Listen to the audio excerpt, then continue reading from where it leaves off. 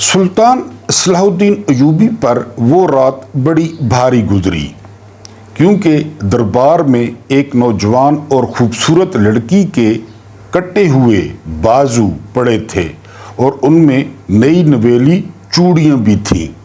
بہرحال صبح ہوئی۔ صبح قاضی علم دین جو موچی تھا وہ حاضر ہو گیا اور اس دوران ایک اور ڈیولپمنٹ ہوئی۔ ڈیولپمنٹ یہ ہوئی کہ جاسوسوں نے وہ جو بزرگ تھے جنہوں نے تھیلا قاضی علم دین کو دیا تھا ان کو دریافت کر لیا، ان کو جو ہے وہ پکڑ کر دربار میں لے آئے۔ ابھی دربار پوری طرح سجا نہیں تھا کہ علی بن سفیان کی آمد کی اطلاع دی گئی۔ سلطان نے فوراً علی بن سفیان کو طلب کیا۔ علی بن سفیان دربار میں حاضر ہوئے۔ تمام قصہ علی بن سفیان کو بتایا گیا اور ان سے معذرت کی گئی کہ آپ کو ہم اس جھمیلے میں ڈال رہے ہیں۔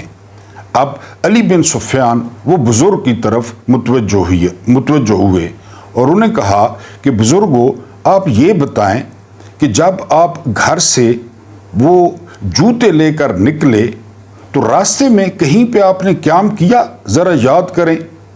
تو وہ بزرگ کہتے ہیں کہ جی بالکل، راستے میں ایک سرائے آتی ہے، اس سرائے میں نے شربت پیا کیونکہ میں تھک گیا تھا، اور اسی دوران میں نے دیکھا کہ ایک شخص آتا ہے، وہ میرے قریب ہی بیٹھ جاتا ہے، اور ایک بات یہ کہ اس کے ہاتھ میں بھی تھیلا ہوتا ہے۔ بہرحال میں نے وہاں سے شربت پیا، تھیلا اٹھایا اور جو ہے وہ قاضی علم دین موچی کے پاس پہنچ گیا۔ وہاں پہ علی بن سفیان نے فیصلہ صادر کر دیا کہ اس سرائے میں بابے کا جو تھیلا ہے وہ تبدیل ہوا ہے۔ بہرحال وہ تھیلا علی بن سفیان نے بازو نکال کے وہ تھیلا لے لیا اور سلطان نے کہا کہ علی یہ معمہ حل کیے بغیر واپس نہیں آنا۔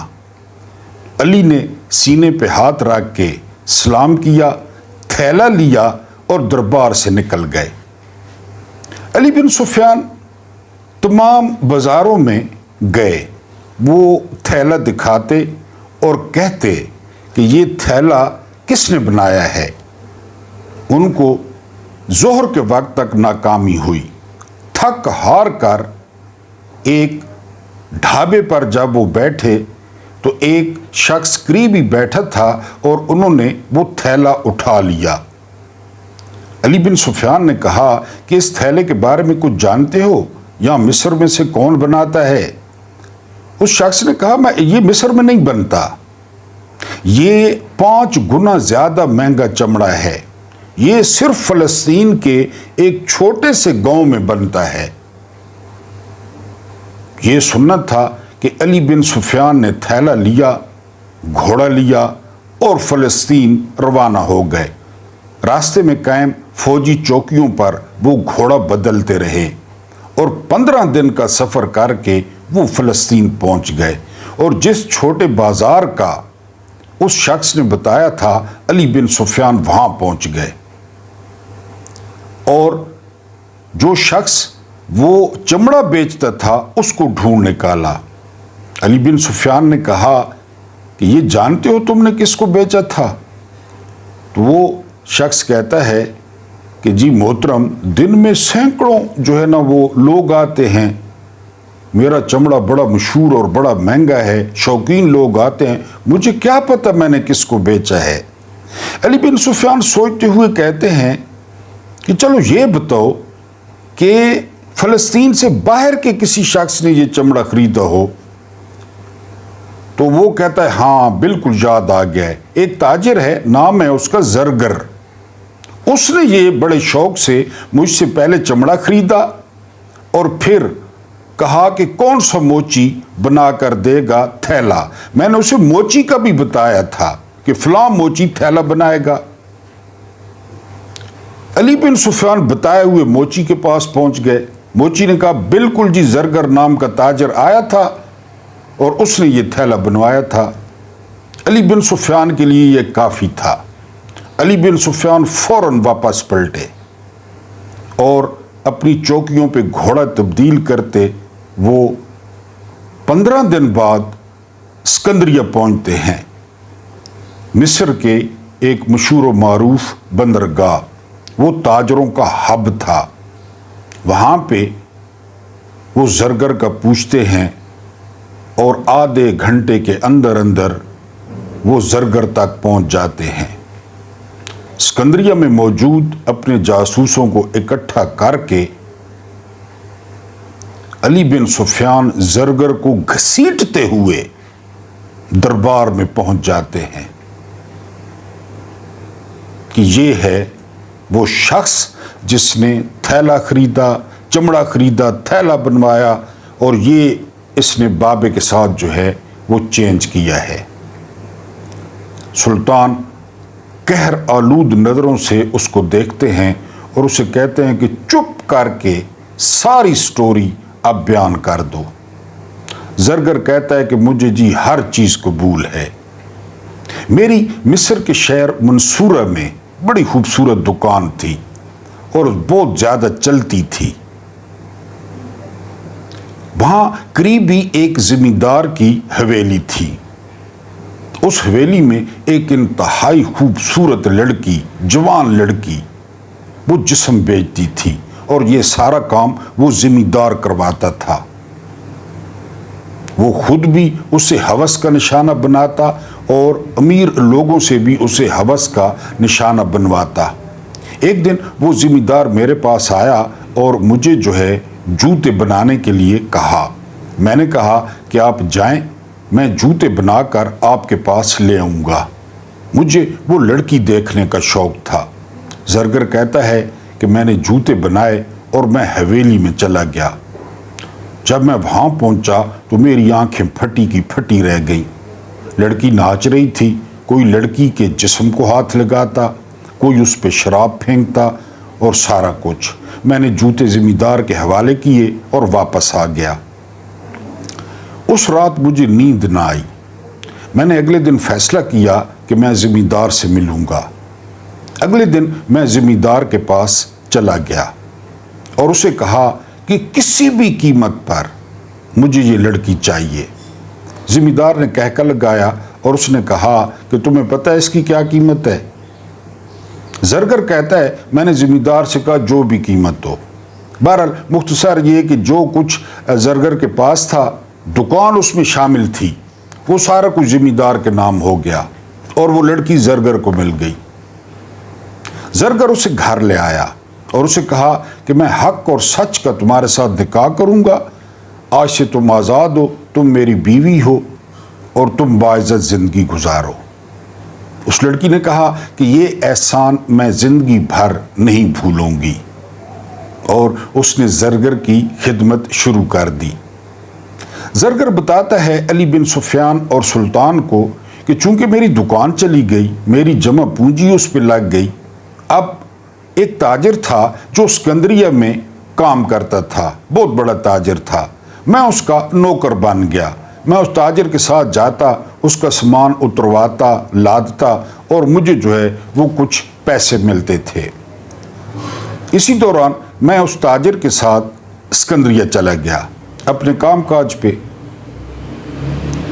میں 3-4 دن بعد واپس آتا ہوں، گھر میں داخل ہوتا ہوں تو آوازیں دیتا ہوں، میری بیوی نہیں ہوتی۔ میں ہر طرف آوازیں دیتا ہوں، کمرے دیکھتا ہوں، بیوی نہیں ملتی مجھے۔ زرگر کہتے ہیں کہ اچانک میرے ذہن میں شیطانی خیال آیا اور میں زمیندار کی حویلی میں چلا گیا، اور میں کیا دیکھتا ہوں کہ میری بیوی اسی طرح تماش بینوں کے سامنے ناچ رہی ہے، اس پر شراب پھینکی جا رہی ہے، اس کے اعضاء کو نوچا جا رہا ہے، اور میں دیکھتا رہ گیا۔ بہرحال میں نے اپنا دعویٰ کر دیا۔ بسم اللہ الرحمن الرحیم، میرا نام محمود نیادی ہے، السلام علیکم ورحمۃ اللہ وبرکاتہ۔ آپ جانتے ہوں گے کہ آج 3 اکتوبر ہے، اور آپ یہ بھی جانتے ہوں گے کہ آج بہت خوبصورت دن ہے جمعے کا۔ میری طرف سے میری یوٹیوب فیملی کو جمعہ بہت بہت مبارک ہو. آپ نے پاکستان کے لیے خصوصی دعائیں کرنی ہیں, اسرائیل کی بربادی کے لیے خصوصی دعائیں کرنی ہیں. اس سے پہلے کہ ہم خبروں اور ویلاگ پہ آئیں, فارم 47 کے اردلی چپڑاسی وزیر اعظم کے جو ہے نا فرمودات کے مطابق اور میرے مطابق اس نظام پر, اس نظام کو لانے والوں پر, اس نظام کے ہدایت کاروں پر, اس نظام کے پروڈیوسروں پر تھو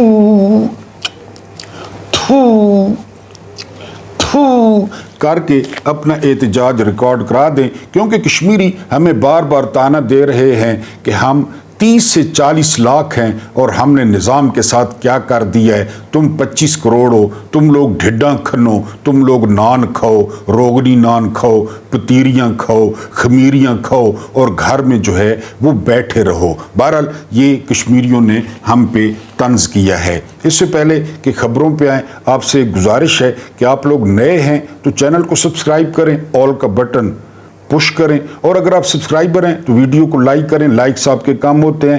اور آپ نے آج کومنٹس کرنے ہیں. کومنٹس کون سے کرنے ہیں؟ بہت سارے ویورز کا ایک تو ٹائم کا شکوہ آیا ہے کہ ٹائم زیادہ ہے ویڈیو کا, ایک بات. دوسری بات یہ کہ یہ جو میرا سلسلہ ہے آپ کو کچھ نہ کچھ نیا سنانے کا اور نیا بتانے کا, اس پہ بھی لوگوں نے اعتراض کیا ہے کہ ہم جی خبریں سننا چاہتے ہیں. تو مہربانی کر کے آج آپ نے مجھے واضح بتا دینا ہے کہ آج کے بعد میں آپ کو کوئی واقعہ نہیں سناؤں گا, آپ کو کوئی قصہ نہیں سناؤں گا, لیکن آپ نے کومنٹس میں جو کومنٹس زیادہ ہوئے, کیونکہ خبریں تو میں کہتا ہوں کہ اتنے بڑے بڑے بلائیں موجود ہیں, بلائیں موجود ہیں, ملینز آف سبسکرائبرز ہیں ان کے, وہ کریڈیبل صحافی ہیں, ٹی وی والے صحافی ہیں. میں تو آپ کو پتہ ہے لگڑ سا بندہ ہوں, میرا اپنا ٹیسٹ ہے, میرا اپنا انداز ہے. تو آیا یہ قصہ یا کہانی شامل ہو یا صرف خبریں شامل ہوں, یہ آپ نے مجھے کومنٹس میں بتانا ہے. اور اس کے بعد آخری گزارش یہ کہ کوشش کیا کریں ویڈیو کو شروع سے آخر تک دیکھا کریں, اس سے جو ہے وہ بڑا پازیٹیو پیغام جاتا ہے. 56 دن بقایا ہیں آرمی چیف کے گھر جانے میں, 56 days to go. اس کے بعد وہ گھر چلے جائیں گے, پاکستان میں شانتی ہو جائے گی, پاکستان میں امن ہو جائے گا. لیکن یہ 56 دن ہم پر کس طرح گزریں گے یہ آپ دیکھ رہے ہیں, چاروں طرف آپ دیکھ رہے ہیں. اس کے بعد اگلی خبر یہ ہے کہ لگتا ہے ریاست نے انگڑائی لی ہے. ایک ریاست ہوتی ہے, ریاست, وہ میں آپ کو کہتا ہوں سفید داڑیوں والے جو آپ نے ارتغرل میں دیکھے تھے, وہ ریاست ہوتے ہیں سفید داڑیوں والے. تو سفید داڑیوں والوں نے میرا خیال ہے انگڑائی لی ہے. کل دفتر خارجہ نے بیان جاری کیا ہے کہ ہمارا جو فلسطین کو تسلیم کرنے کا یا علیحدہ ریاست ماننے کا پلان ہے وہ ہے 1967 کا نقشہ. 1967 کے مطابق جو سرحدیں تھیں ہم اس کو مانتے ہیں. یہ کس کا موقف تھا؟ یہ عمران خان کا موقف تھا, یہ قائد اعظم کا موقف تھا, یہ ریاست کا موقف تھا. جو لوگ اپنے آپ کو ریاست سمجھتے ہیں نا, بہرحال کل ان کو بیان دے دیا گیا ہے کہ 67 والے نقشے پہ جائیں, فلسطین کا جو دارالحکومت ہے وہ بیت المقدس ہو, پھر ہم جو ہے آگے بات کریں گے. امیر قطر نے پیغام پہنچا دیا ہے ڈونلڈ ٹرمپ کو. امیر قطر نے کہا ہے کہ حماس سے بات ہوئی ہے اور حماس نے جو ہے وہ غیر مسلح ہونے سے انکار کر دیا ہے. API نے معاہدہ. اس کے بعد پروکٹر اینڈ گیمبل, جلٹ, آپ جانتے ہوں گے, آپ نے جو ہے نا وہ ہوش سنبھالو گے میری طرح تو آپ جلٹ کا نام سن رہے ہوں گے. سرمایہ کاری تو کیا نہیں تھی. جلٹ اور پروکٹر اینڈ گیمبل نے اپنے تمام آپریشنز ختم کر دی ہیں. اس سے پہلے کریم ختم کر چکی ہے, ٹیلی نور جو ہے وہ ختم کر چکی ہے, مائکروسافٹ جو کمپنی تھی وہ ختم کر چکی ہے. یہ بہرحال سرمایہ کاری جو ہے وہ آ رہی ہے. اس کے بعد جو اگلی خبر ہے وہ یہ خبر ہے کہ 2 نمبر ایک کمیٹی قائم کی گئی ہے کشمیریوں کے ساتھ جو ہے وہ مذاکرات کے لیے. سارے فارم 47 والے ہیں, رانا ثناء اللہ, طارق فضل چودھری. پہلے یہ کہتے تھے راک ایجنٹ ہیں, پہلے یہ کہتے تھے شر پسند ہیں, کیونکہ پورا ملک ہی شر پسندوں کا ہے. جو قانون کی بات کرے گا, جو آئین کی بات کرے گا وہ شر پسند ہے. میں کبھی کبھی حیران ہوتا ہوں کہ ہماری فوج انڈیا کے ایجنٹوں کا اور غداروں کا اور شر پسندوں کا دفاع کر رہی ہے. یہ تو 80% شر پسند ہے, 80% جو ہے وہ یہ جو ہے نا وہ دہشت گرد ہیں. بہرحال یہ کمیٹی قائم کر دی گئی ہے. یہ دھوتیاں اپنی چھوڑ کے یہ جو ہے نا مظفر آباد پہنچی ہے ہیلی کاپٹر پہ, لیکن ہم کشمیریوں کے ساتھ ہیں. کشمیری ان کی ناک سے لکیریں کھنچوائیں. نون لیگ کا جنازہ اٹھ گیا, پیپلز پارٹی کا جنازہ اٹھ گیا,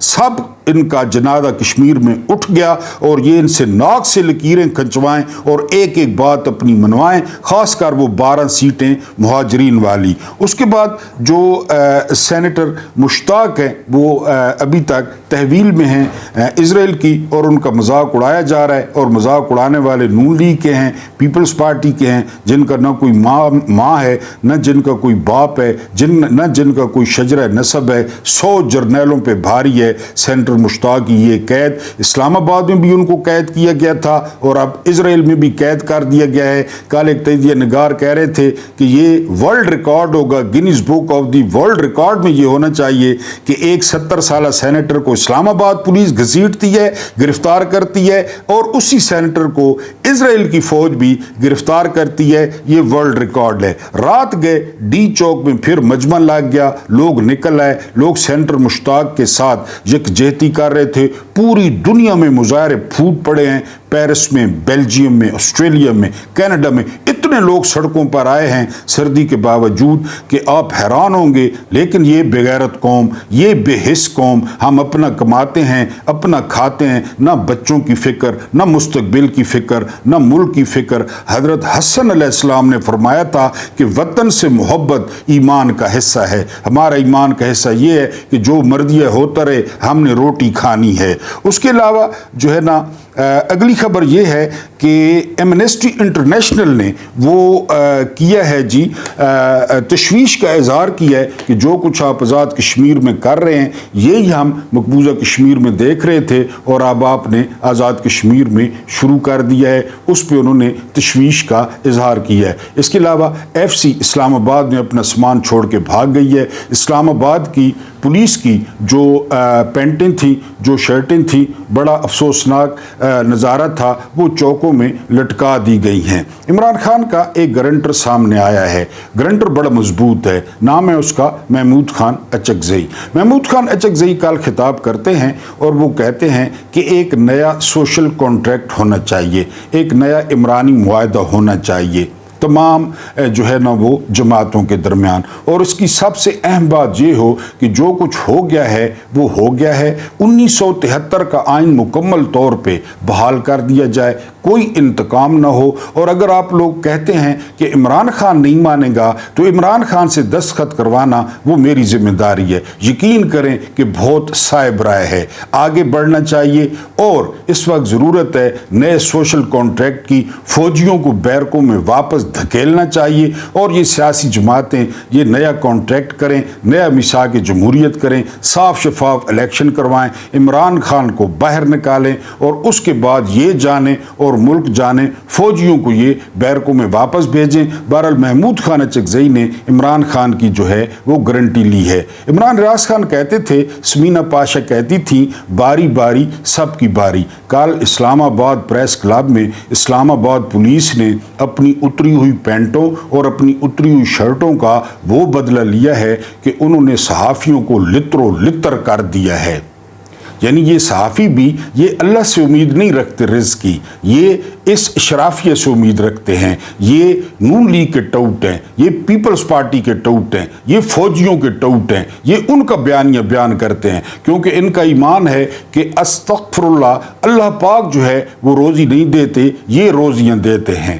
اور یہ جو ان کی صحافیوں کی تنظیمیں ہیں وہ بھی خوش آمدی ہیں, وہ بھی خوش آمد میں مصروف ہیں. بہرحال کل پریس کلب کے سامنے کشمیری جمع ہوئے, ان کے ساتھ کوئی پاکستانی تھے. اسلام آباد پولیس اس طرح جو ہے وہ ان پہ پڑی جس طرح بھوکا کتا اپنے شکار پہ پڑتا ہے, اور ان کی وہ پٹائی کی لٹا لٹا کے ان کو مارا. اور ایک صحافی بتا رہا تھا, یقین کریں کہ شناختی کارڈ چیک کر کر کے انہوں نے مارا, اور یہ سارا کو پریس کلب کے اندر گھس گئے توڑ پھوڑ کی. یہ پریس کلب صحافیوں کا گھر ہوتا ہے, یہ جو ہے نا وہ پناہ ہوتی ہے صحافیوں کی. وہ اندر گھس گئے, کیفیٹیریا توڑ دیا, کیمرے توڑ دیے, اور پھر وہی تنظیم سازی والا 2 نمبر तलाल चौधरी आ गया और उसने कहा कि हम माफ़ी मांगते हैं। बहरहाल सहाफ़ियों ने आज यौम स्याह का जो है वो ऐलान किया है। आज वैसे भी जुमा बड़ा इंपॉर्टेंट है। इज़राइल नामंजूर, इंशाअल्लाह मुसलमान निकलेंगे। आपको मौका मिला तो आप ज़रूर किसी रैली में शरीक हों। ये एहतजाज जो है अरूज पे था जब PTI के साबिक वज़ीर आज़म इंतहाई शरीफुल नफ्स शख्स अब्दुल क़य्यूम नियाज़ी, जो हर मुज़ाहरे में पहुँचते हैं, जो 2-3 दफ़ा गिरफ़्तार हो गए हैं, उनका जो इस्तकबाल हुआ है, जॉइंट एक्शन कमेटी ने जो उनका इस्तकबाल किया है वो देखने वाला था। ये सबसे पहला बंदा था जिसने अपनी सीट से इस्तीफ़ा दे दिया, जिसने तमाम मरात अपनी सरेंडर कर दी और लोगों के साथ शामिल हो गया। और ये पहला सियासी बंदा था जिसने जॉइंट एक्शन कमेटी से खिताब किया, क्योंकि हकीकत हर कोई जानता है। हर कोई के लोगों के हक में कौन है? नवाज शरीफ है, जरदारी है, इमरान खान है या जनरल आसिम मुनीर है, लोगों को पता है। और निज़ाम अपनी आखिरी हिचकियाँ ले रहा है। यानी यहाँ तक कि गो आसिम गो के नारे लग गए। ये मुबैना तौर पे ये साबिर शाकिर साहब ने रिपोर्ट किया है कि ये नारे लगे, क्योंकि उनको पता है कि असल मामला कहाँ पे है। ऐसे ऐसे अफसर चुन चुन के कश्मीर में भेजे गए जो तशद्दुद करें कि जी लोगों को मारें, सोटे मारो, डंडे मारो। ये किस मुल्क में होता है? मैंने आपको बताया कि फ्रांस में, ऑस्ट्रेलिया में, कनाडा में, बेल्जियम में, डेनमार्क में सारे लोगों के यकीन करें, और वो फ़लस्तीन के हक में मुजाहरा कर रहे हैं। फ़लस्तीन के उनका क्या लेना देना फ़लस्तीन से? सलाम है ऐसे लोगों को, सलाम है, वो आज़ाद लोग हैं। और मजाल है कि रियासत ने कोई बात कही हो उनको, मजाल है कोई सोटा चला हो। हालांकि फ़लस्तीन कहाँ और ये यूरोप कहाँ, उन्होंने किया है। बहरहाल PTI ने मुकम्मल तौर पे इनकलाब की जो है वो हमायत की है, जॉइंट एक्शन कमेटी की हमायत की है, उनके मुतालबात की हमायत की है। ये जो 12 बदमाश ये यहाँ से जर्नैल मुंतखब करके भेजते हैं और ये नून लीग के बंदे होते हैं, इनके पीछे जर्नैल होते हैं, ये वहाँ पे जाके अपना ईमान बेचते हैं। यानी कल एक बंदा बता रहा था कि वो जो चर्सी साबिक वज़ीर आज़म है, वो राजा फारूक हैदर नून लीग का, यानी वो पता नहीं कब वज़ीर आज़म था, सरकारी खजाने से 4 महीने के सिलेंडर, 4 बड़े सिलेंडर गैस के उसके घर जाते हैं सरकारी खजाने से। अंदाजा करें, ये कैंसर है, ये नून लीग कैंसर है, ये पीपल्स पार्टी कैंसर है, ये चौथे स्टेज का कैंसर है पूरे मुल्क के लिए। और उनके जो सरप्रस्त हैं वो जर्नैल हैं। आसिम मुनीर साहब के पास जो कुछ अब अमेरिका में हुआ, जो मुआहदा सामने आया है, मिस्र भी पीछे हट गए। मिस्र, अंदाजा करें, मिस्र भी पीछे हट गए। अब आसिम मुनीर साहब को बिल्कुल गो आसिम गो पर लब्बैक कहना चाहिए।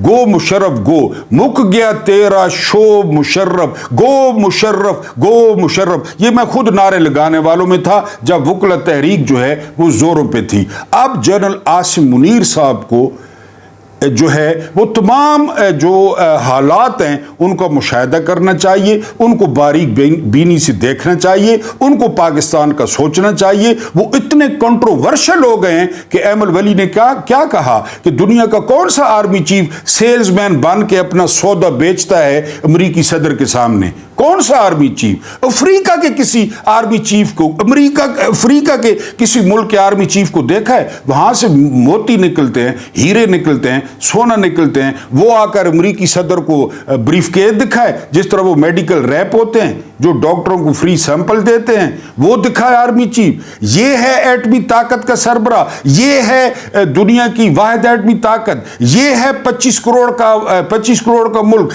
ये है पाकिस्तान। इस मकसद के लिए पाकिस्तान जो है ना, तू झुका जब गैर के आगे, न तन तेरा न मन, इस किस्म का बड़ा खूबसूरत शेर है। अगर किसी को आता है तो वो जो है ना वो कर दे, मुकम्मल कर दे। वहाँ हाथ बांध के खड़े हैं, वहाँ जो है ना वो क़याम की हालत में खड़े हैं डोनाल्ड ट्रंप के सामने। डोनाल्ड ट्रंप को अब्बा माना हुआ है और पूरी दुनिया डोनाल्ड ट्रंप पे थू थू कर रही है। हमास ने भी इनकार कर दिया है।